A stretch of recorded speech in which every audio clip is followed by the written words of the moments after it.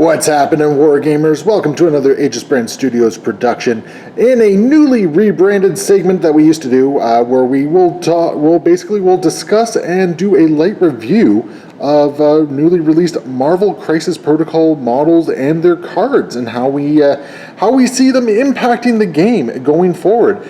So to start us off, we are going to be talking about everyone's favorite chunky boy, the Rhino. So let's get him over here, and first off, let's take a look at the model itself. And regardless of how anyone might feel about the card, Rhino as a model is just a fantastic model. He's got size, he is imposing, he's got a lot going on for him. The texture and the detail on him is great. If I had any complaints about it, is that not all of the components slotted just nice and flush. As you can see, there are a couple gaps where I probably could have gotten in there and done a little bit more with it, just to make it a little bit more seamless.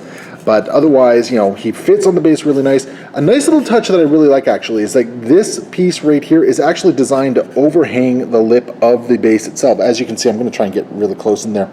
I don't know if you can tell or not, but there's actually a little bit that's designed to go on the lip of the rim, which is a really nice touch, because it means that they're considering the overlap of the bases in mind when they are designing these models, which is great. So lots of really good texture, lots of really good details. I like the the knees, the elbows. They picked up places where you can get some more like scabbing or calluses being built up on it. The detail on the horn is really nice. Even the face itself picks up a lot of really nice details on it. Even if if I mucked up the face a little bit on my own, you can see his eyes look a little funky there. But when you're viewing it from 2 feet away, it doesn't really matter all that much. But just in general, like, everything's good. He's got that great dynamic forward pose. It looks like he's about to charge in, and he fits really nicely with a lot of the terrain. Like, he looks great with the terrain. But of course, there is more to the Rhino than just the model itself. Is he worth playing? Is he worth using in the game? Well, let's quickly go over what he brings to the table with him. So we have his tactics card right here. I'm just going to prop it up like so. So as you can see, he is a 4-threat character. He's got 7 stamina. He is a size 4. He is a big, bulky guy. Short movement, 3/3/2 for defensive stat line. He's only got the 1 attack of Gore, which is a range 3, 5 dice attack. It is a builder, but most importantly, there is a place. Before damage is dealt, you get to place Rhino within range 1 of his target, which in and of itself, great mobility. He's got Stampede as his active superpower for 3. It pushes the character medium. It doesn't stop its movement if it contacts a size 2 or smaller interactive terrain. So I'm guessing it still continues to stop if it touches a character. That's my understanding of it anyway. He will destroy terrain if it's size 2 or smaller. And in addition to that, the next Gore attack, you're adding 2 dice to the attack. So 3 power for 2 dice, plus an extra little bit of movement, especially medium movement on his big 65mm base. That gets him across the table really nicely. Nobody ever accused the Rhino of good manners is his other active superpower for 3. It is a size 4 terrain throw. If you're within range 2, you can throw a piece of terrain medium, which is insanely good. You don't see a lot of size 4 pieces of terrain on a lot of boards, at least not competitively. You see them on our tables all the time. That is a great throw, especially with how powerful throws are in the game. Very nice. He has aggressive, so if he takes damage, he can advance short towards the attacking character. Nice way of getting across the board, but it is a double-edged sword. If nobody touches him, he's not getting too aggressive forward. He also has ornery anytime he would be damaged by an enemy or allied effect, so friendly beams or friendly fire from area attacks, or I believe even if you throw a piece of terrain into him or another character into him, as long as he's not dazed, he's going to get an extra piece of power from it. Very nice. Then he's got Rhino Hide, which is just straight up damage reduction to a minimum of 1. You reduce damage by 1 to a minimum of 1. Keeps him in the fight, especially with that tanky stamina. Now, on his injured side, he does lose a point of stamina, but besides that, he stays pretty much the same. So how do we feel about his card in general? Well, I know the internet is really high on him right now. I think he's a good 4. I don't think he's bad. I don't think he's amazing. I think the way the scenarios have changed with the new crisis mission layouts, the mobility, while still important, is not as key as it once was. The game is really seemingly being pushed towards more of a scrum in the middle of the board. Now, he's still very good in that because, he's going to be able to get in there. He's going to be able to take his shots and keep on pounding, which in and of itself, really nice. I think he's a very solid character. I think it's going to sound bad. He's kind of like a discount Juggernaut. He does a lot of what Juggernaut wants to do, but he does it a little bit more affordably than what Juggernaut does. He's a threat less than him, which is really nice.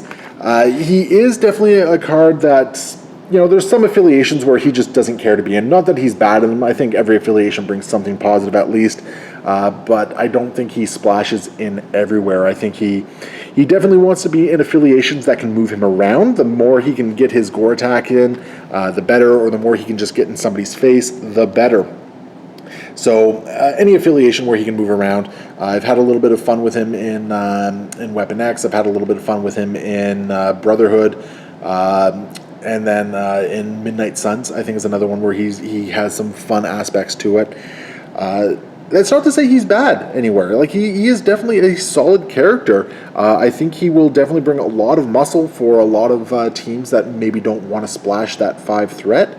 And the fact that he can just be a presence that gets in there, takes an objective, or sits in a lane, and just makes it difficult to deal with is definitely something that brings value to it. But of course, this is not all that Rhino brings to the table. We have his tactics cards as well. There's a little bit of glare on them because of the sleeves. We're going to try and get a good view of these. So we got Rhino in a China Shop, which is an unaffiliated active card. Rhino plays at the beginning of his activation. The next attack Rhino makes, he adds dice equal to the size of all terrain features destroyed this activation. At the end of the activation, Rhino suffers 2 damage. Now, it's important to note that Rhino Hide does not come into play here because it is only enemy effects that he will reduce damage by, and this is definitely not an enemy effect. What this means, though, is that his Stampede, his Nobody Ever Accused a Rhino of Good Manners, those are all things that contribute to the dice pool of Rhino in a China Shop. On top of that, if you have any other way of blowing up terrain, removing terrain, say Magneto Brotherhood, Punisher, Sovereign Strike, Mystique, you have different ways of removing terrain just to add to that dice pool, especially if it's off their activations. So there is a lot of really good stuff here. I do think the card is more cute than it is effective. I don't think you should really be aiming to get a whole bunch of dice with this. I think somebody online determined that it was like 36 dice total that you could put on them currently.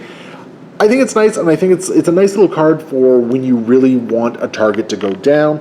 My personal feeling is, though, I don't know if it necessarily makes your squad, much less your roster, unless you're building around it. If you're building around it, it's kind of the Rhino version of, a discount Rhino version of Helios Laser, where you can just toss a whole bunch of dice at something. It is definitely cool. I think in casual play, it's a lot of fun. Competitive, I don't know. We'll see how it actually shakes out. I think it's a fine card. I don't think it's a great card. I think it's just a fine card. However, this is a robbery. So this is the one where Rhino kicks down a door to the Dark Dimension, looks at Dormammu and just says, "This is a robbery," and he mugs the Master of the Dark Dimension.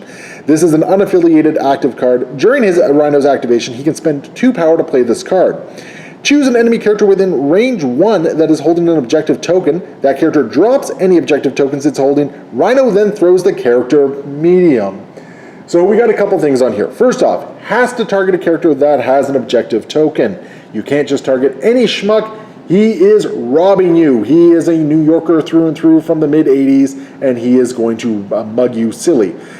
So that is the first stipulation on it. The other stipulation is that the throw has no size restriction on it. He can throw size 5. That means Sentinels. That means Dormammu.